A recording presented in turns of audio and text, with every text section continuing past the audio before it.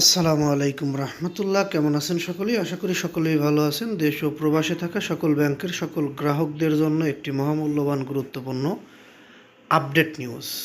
প্রবাসী ভাই বোনেরা, আপনারা আপনাদের কষ্টার্জিত টাকা ব্যাংকের মাধ্যমে আপনাদের ফ্যামিলির কাছে বা সঞ্চয়ের মাধ্যমে ব্যাংকে রেখে সেই টাকা যদি সময় মতো না পান, তাহলে আপনাদের কষ্ট বৃথা বা আপনাদের কষ্টটা সবচেয়ে বেশি কষ্টকর বলে মনে হয়। কারণ আপনারা একটি দেশ থেকে নিজের ফ্যামিলির লোকজন রেখে অন্য দেশে গিয়ে কষ্ট করে অর্থ উপার্জন করে সেই টাকাগুলো ব্যাংকে রাখেন। কিন্তু আমাদের দেশের ব্যাংক খাতটা এতটাই নাজুক পর্যায়ে চলে গেছে, এতটাই নির্লজ্জভাবে আপনাদের টাকাগুলো ফেরত দিতে পারছে না, যেগুলো আসলে আমাদের জন্য দুঃখজনক। রাজনৈতিক সদিচ্ছা থাকলেই ব্যাংক খাত সংস্কার সম্ভব। প্রশাসন ও রাজস্ব ব্যবস্থায় কার্যকর সংস্কার না করলে দুর্নীতি চাঁদাবাজি বন্ধ করা সম্ভব হবে না। এছাড়া ব্যাংক খাতও সংস্কার করা সম্ভব হবে না। ব্যাংক ও আর্থিক খাতে শৃঙ্খলা ফিরিয়ে আনা, ঋণ খেলাপি কমানো এবং সামগ্রিক অর্থনীতি স্থিতিশীলতা করা নতুন সরকারের সবচেয়ে বড় চ্যালেঞ্জ। শুধু রাজনৈতিক সদিচ্ছা থাকলেই এই সংস্কার সম্ভব। অন্যথায় ঋণ ঝুঁকি ও অনিশ্চয়তা বাড়বে এবং বিনিয়োগ ও ব্যবসায়িক পরিবেশ বিপর্যস্ত হবে। নতুন সরকারের সামনে ব্যাংক ও আর্থিক খাত পুনর্গঠন, ঋণ খেলাপি নিয়ন্ত্রণ এবং অর্থনীতির স্থিতিশীলতা নিশ্চিত করা বড় চ্যালেঞ্জ হিসেবে দেখা হচ্ছে। আমরা দেখেছি বাংলাদেশের 5 ব্যাংকের অবস্থা। সেই 5 ব্যাংককে এক ব্যাংক গঠন করে সম্মিলিত ইসলামী ব্যাংক নামে একটি ব্যাংক গঠন করেছেন অন্তর্বর্তীকালীন সরকারের সময়।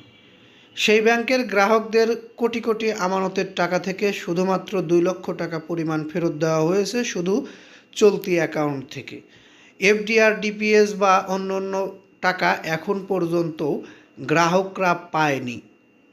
সেই সঙ্গে বাংলাদেশের সরকারি ব্যাংকগুলোর অবস্থাও ততটা ভালো না বলে আমরা জানতে পেরেছি বিভিন্ন গণমাধ্যমের নিউজের মাধ্যমে। এবং বাংলাদেশের ব্যাংক খাতের সকল কর্মকর্তারাও এই বিষয়ে একমত। বাংলাদেশের যে রাষ্ট্রীয় ব্যাংকগুলো রয়েছে সেই ব্যাংকগুলোর অবস্থাও ততটা ভালো নয়। যাই হোক, আমাদের নতুন সরকারের কাছে যে দাবিটা থাকবে সেটা হচ্ছে ব্যাংক খাতকে তারা সংস্কার করে ব্যাংক খাতটিকে সচ্ছল করে তুলবে, ঋণ খেলাপি কমাবে। বিশেষ করে যে সকল ঋণ খেলাপি দলের মধ্যে রয়েছে তাদের কাছ থেকে খেলাপি ঋণের টাকাগুলো উত্তোলন করবে। বিশেষ করে আমরা দেখেছি এই সরকারের নির্বাচনের আগে কিছু কিছু নির্বাচিত বা কিছু এমপি পদপ্রার্থীকে ঋণ খেলাপির কারণে তারা নমিনেশন বাতিল হয়েছে তাদের। এই টাকাগুলো আমাদের বর্তমান সরকারের উচিত হবে বা বর্তমান সরকারের কাছে দাবি দ্রুত এই টাকাগুলো ব্যাংকে ফেরানো। এই টাকাগুলো ব্যাংকে ফেরালে গ্রাহকদের আমানতের টাকা তাদের কাছে ফিরবে। এ কারণেই আমরা সরকারের কাছে এই দাবি জানাচ্ছি। আপনাদের মতামত কমেন্ট বক্সে জানিয়ে যাবেন। বিশেষ করে এই নিউজের কোনো মতামত থাকলে কমেন্ট বক্স খোলা আছে, আপনারা সেটা জানাবেন। পরবর্তীতে আমাদের থেকে এরকম ধরনের নিউজ পেতে অবশ্যই চ্যানেলটি সাবস্ক্রাইব করে বেল বাটন অন করে রাখবেন। ভালো লাগলে লাইক, কমেন্ট, শেয়ার করবেন। এই বলে এখান থেকে বিদায় নিই। আসসালামু আলাইকুম।